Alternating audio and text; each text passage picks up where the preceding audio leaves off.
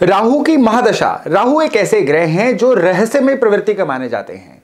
तो राहु की महादशा जो 18 साल की होती है, इवन किसी ग्रह में राहु की अंतरदशा भी आ जाए ना, तो जीवन में कुछ ऐसे मूवमेंट्स होते हैं, कुछ ऐसे चेंजेस आते हैं जो पहले से प्रेडिक्टेबल नहीं होते हैं। और ज्यादातर मामलों में ये जो बदलाव होते हैं ना, ये खुशनुमा नहीं होते हैं, परेशान करने वाले होते हैं।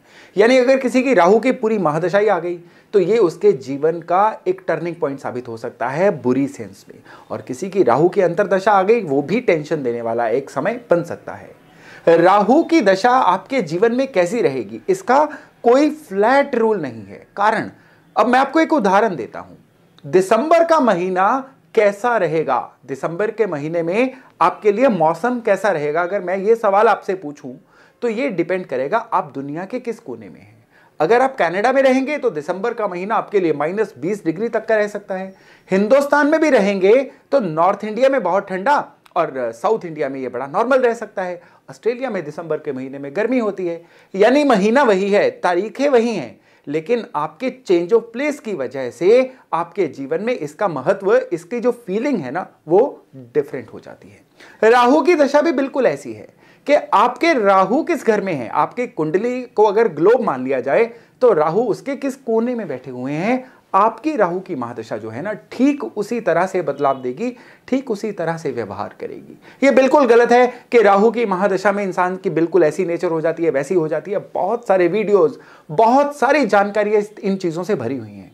दरअसल हर एक के लिए राहु की महादशा का फल ऐसा रहेगा जहां पे उनके राहु बैठे हुए हैं। तो आज के वीडियो में हम ये चर्चा करेंगे कि आपकी कुंडली में राहु है कहां पे। उस पे डिपेंड करेगा कि आपकी राहु की महादशा या अंतरदशा कैसी रहने वाली है। और ये वीडियो और इंपॉर्टेंट इसलिए हो जाता है कि आज मैं आपको राहु के किए जाने वाले उपाय नहीं बताऊंगा।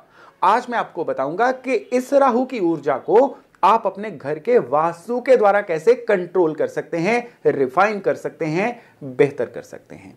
कौन से घर में राहु के उपाय क्या करने हैं, वो तो मेरी राहु की पूरी सीरीज उपलब्ध है। आप चाहें तो इस वीडियो के बाद उसको देख सकते हैं। हर घर के राहु के ऊपर मैंने अलग से वीडियो बना रखा है। लेकिन राहु की महादशा में आप अपने घर के वास्तु में अपने राहु अनुसार क्या परिवर्तन करें ताकि ये राहु की महादशा आपके लिए एक बहुत अच्छा सुपर गुड समय बन जाए, आज हम इसकी चर्चा करने वाले हैं। नमस्ते, मेरा नाम है योगेश शर्मा। स्वागत है आपका happy life with Yogesh Sharma में। और दोस्तों, आगे बढ़ने से पहले एक विनम्र निवेदन कि अगर अभी तक आपने अपने इस चैनल को सब्सक्राइब नहीं किया है तो कृपया सब्सक्राइब जरूर करिएगा और बेल बटन दबाना ना भूलिएगा। अब राहु फर्स्ट हाउस में है और राहु की दशा आ गई। इस समय में जीवन में सबसे ज्यादा हिट पता किस चीज को लगेगी? यहां पे नाम, गुडविल खराब होनी शुरू हो जाएगी। आप जो भी करोगे आपको उसका यश नहीं मिलेगा। जितना मर्जी अच्छा करते रहो, नाम होना ही नहीं है। बनते बनते काम जो है ना, वो ये बिगड़ते चले जाएंगे। यहां पे राहु होगा तो ये काम बिगड़ने का आपको कारण समझ नहीं आएगा। राहु जब भी जीवन में ऑपरेट करते हैं ना, ये कारण समझ में नहीं आने देते, रहस्यमय ग्रह है ना। तो इस समय पे सबसे बेहतर उपाय होगा आपके घर के पूर्व में, यानी फर्स्ट हाउस जहां पे भी आएगा ना, आपके घर की पूर्व दिशा पूरी तरह से एक्टिवेट हो जाती है। तो यहां पे गौतम बुद्धा का स्टैचू लाके रख दीजिए। कोई शांत मुद्रा में गौतम बुद्धा अगर इस दिशा में रहेंगे ना, तो यकीन मानिए एक ऐसा ऊर्जा क्षेत्र निर्मित होगा जो इस राहु की खराबी को चलने नहीं देगा। अब जीवन जो है नॉर्मल गति से आगे बढ़ता चला जाएगा और ये राहु आपका नुकसान नहीं कर पाएंगे। राहु अगर सेकंड हाउस में हो और फिर राहु की महादशा आ जाए तो क्या होगा? अब अपने कुटुंब की वजह से, रिश्तेदारों की वजह से, भाई बंधुओं की वजह से जीवन में उतार चढ़ाव आने शुरू हो जाते हैं। कई बार आर्गुमेंट्स ऐसे हो जाते हैं, कई बार डिफरेंस ऑफ ओपिनियन ऐसा हो जाता है कि इंसान की ज्यादातर जो एनर्जी है ना, ये उनसे निपटने में चली जाती है और इंसान जीवन में अपने काम, तरक्की की तरफ ध्यान नहीं दे पाता और उसकी वजह से जीवन में मुश्किलें आनी शुरू हो जाती हैं। कई लोगों में देखा गया है कि फैमिली लेवल पे कोर्ट केस चलने शुरू हो जाते हैं। ये जो इनहेरिटेड प्रॉपर्टी होती है ना, उसके भी मामले इसी फेज में आने शुरू होते हैं। कई लोगों को क्या होता है, सेकंड हाउस जो है ये ज्यादा खराब हो ना, सेकंड हाउस का लॉर्ड भी खराब हो, तो ये राहु की महादशा उस इंसान को आंखों की कोई ना कोई ट्रबल दे देती है। आंखों की रोशनी कमजोर, आंखों की कोई कॉम्प्लिकेशन, ये चीजें इस दशा में पॉसिबल हो जाती हैं। यहां पे उपाय जो है ना, बड़ा इंटरेस्टिंग उपाय है। घर का नॉर्थ वेस्ट एरिया देखिए, उसमें मिट्टी का कुत्ता लाके रख दीजिए। क्ले डॉग, किसी भी वजन साइज का एक क्ले डॉग वहां पे लाके रख दीजिए। यहां से क्या होगा कि जो ऊर्जा क्षेत्र निर्मित होगा, ये राहु की इस तरह की शरारतों को मिनिमाइज करेगा और ये राहु की महादशा आपके जीवन की तरक्की को बाधित नहीं करेगी। राहु थर्ड हाउस में होंगे ना और राहु की दशा आ जाए, वैसे थर्ड हाउस के राहु को अच्छा माना जाता है, लेकिन थर्ड हाउस के राहु हो और राहु की दशा आ जाए तो यहां पे क्या होता है, हर काम रुक रुक के बनता है। काम कोई भी खत्म नहीं होता है, खराब नहीं होता है, लेकिन हर काम में रुकावटें जरूर आनी शुरू हो जाती हैं। स्पेशली उन कामों में जिसमें कोई इमिग्रेशन का मसला हो, उन कामों में अगर इंसान का कोई ट्रांसपोर्टेशन का बिजनेस हो, टूरिंग का बिजनेस हो, अब ऐसे लोगों के कामों में बहुत ज्यादा रुकावटें आनी शुरू हो जाती हैं। हेल्थ के मामले में भी बीपी का बढ़ना, हेडेक का होना, इंसान का बहुत लाउड हो जाना, ये चीजें इस थर्ड हाउस के राहु जब हो तो उसकी दशा में आती हैं। इस समय में घर की स्त्रियों को भी कष्ट होता है। यहां के राहु को सही करना हो तो यहां का जबरदस्त उपाय है कि आपको अपने घर का सेंटर एरिया जो ब्रह्मस्थान है ना, उसको पहचानना है। वहां पे दूध और केसर का छींटा रोज देना है और ये घर की स्त्री के द्वारा दिलाना है। घर में जो भी main head of the family स्त्री होंगी ना, चाहे मदर हो चाहे वाइफ हो आपकी, उनके थ्रू घर के सेंटर प्लेस पे दूध और केसर मिक्स करके उसका छींटा दिलवाइए। थर्ड हाउस में राहु में एक परहेज भी है। इस समय में आपको रियल लेदर की चीजों को लेने से बचना है। आर्टिफिशियल लेदर लीजिए, रैक्सिन लीजिए, और जानवर की चमड़ी से बनी हुई कोई भी चीज आप कम से कम यूज करिए। इस समय में ये चीज जो है ना आपके लिए जहर का काम करेगी। राहु फोर्थ हाउस में हो और राहु की दशा आ जाए, यहां पे इंसान को सबसे ज्यादा पता क्या परेशानी रहती है, इंसान को लगता है कि उसके ऊपर जादू टोना किया गया है, उसको लगता है उसके ऊपर कुछ ऐसी एनर्जी का प्रभाव है जिसकी वजह से वो जीवन में चैन नहीं ले पा रहा है। थॉट प्रोसेस ये हैम्पर होता है इसमें इंसान के गलत फैसलों की वजह से इंसान अपनी खाई खुद खोद लेता है। यहां पे राहु हो और राहु की दशा या अंतरदशा है ना, सबसे ज्यादा परहेज क्या रखना है कि कोई भी बड़ा फैसला किसी से सलाह किए बिना नहीं करना है। चाहे आप अपने मन की ही करिए, लेकिन एक या दो जिम्मेदार लोगों से सलाह करने के बाद ही जीवन में डिसीजन लीजिए। इस समय पे आपको अपने घर में आपका जो पश्चिम कोना है उसको पकड़ना है। घर के पश्चिम कोने में एक पीतल का हिरण रख दीजिए, और ये जो पीतल का हिरण है ना, ये ईस्ट की तरफ देखता हुआ हो। किसी भी वजन साइज का पीतल का हिरण घर के पश्चिम में रखिए और फिर देखिएगा ये राहु आपके जीवन में कितने अच्छे परिवर्तन लेकर आते हैं। राहु हो पांचवें घर में और इस समय में राहु की दशा आ जाए तो क्या होता है, इंसान की सबसे पहले तो अपने निकटजनों से और स्पेशली पड़ोसियों से किसी ना किसी बात के विवाद अनबन होनी शुरू हो जाती है। इसके अलावा इंसान की कंप्लेंट्स होनी शुरू हो जाती हैं, या उस इंसान की अपनी भी जो इमेज या ब्रांडिंग है ना समाज में, ये सफर होनी शुरू हो जाती है। इस केस में आपको क्या करना है, घर में जो ईस्ट की वॉल है ना, वहां पे पीतल का एक सन, ये सन कम से कम 6 इंच डायमीटर का हो, ज्यादा से ज्यादा कोई भी हो, एक ब्रास का यानी पीतल का सूरज लगा के रविवार वाले दिन आप घर की पूर्वी दीवार पे हैंग कर दीजिए, टांग दीजिए। इसके बाद क्या होगा कि ये राहु अपनी ऐसी कोई भी मिस्चीवियसनेस, ऐसी कोई भी शरारत नहीं कर पाएंगे जो आपके नाम को, आपकी गुडविल को खराब करे।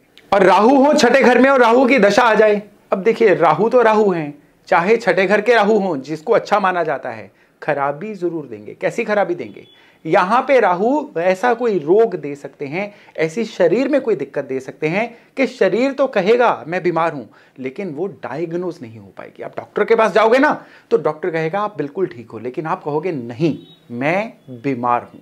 ये चीज होती है जब राहु छठे में हो और राहु की दशा या अंतरदशा आ जाए। जिन भी लोगों को ऐसी दिक्कत आ रही है ना, अपना चार्ट उठाएं, चेक करें, पता चलेगा कि इस समय में राहु का कोई ना कोई इंटरफेरेंस उनकी लाइफ में चल रहा है। उपाय आसान है, घर का साउथ ईस्ट कोना जिसको अग्निकोण बोला जाता है ना, उसमें एक 0 वॉट का लाल बल्ब चला दीजिए, चलता रहे वो 24 घंटे 7 दिन चलता रहे। इतना भर करिए, ये राहु अपनी परेशानियां देनी एकदम से बंद कर देंगे। लेकिन यहां पे राहु अच्छे भी हैं, जिन लोगों का बोलने का काम है, जिन लोगों का इंटेलेक्चुअल काम है, उन लोगों के लिए राहु जो है ना, ये राहु की दशा उनके जीवन में बहुत ही बढ़िया वैल्यू एडिशन करती है। उनका जीवन जो है ना बहुत ही तरक्की की तरफ भी जाना शुरू हो जाता है। इसलिए इस राहु के कोई दान मत करिएगा, इस राहु को कभी भी जल में प्रवाह मत करिएगा, नहीं तो ये राहु जो आपको तरक्की दे सकता है ना, वो नहीं देगा। अब राहु 7वें घर में हो और राहु की दशा या अंतरदशा आ जाए, भाई सबसे पहले तो इंसान अपनी गृहस्थी से भागना शुरू कर देता है।